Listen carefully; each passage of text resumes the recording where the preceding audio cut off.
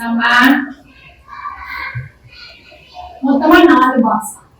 அதே மாதிரி கீழேயும் 3 டேபிளுக்கு நம்ம என்ன பண்ணோம், 3 பாக்ஸ் வர மாதிரி போட்டோம். 4th டேபிளுக்கு 4 பாக்ஸ். 2 டேபிள் தெரியுமில்ல உங்களுக்கு?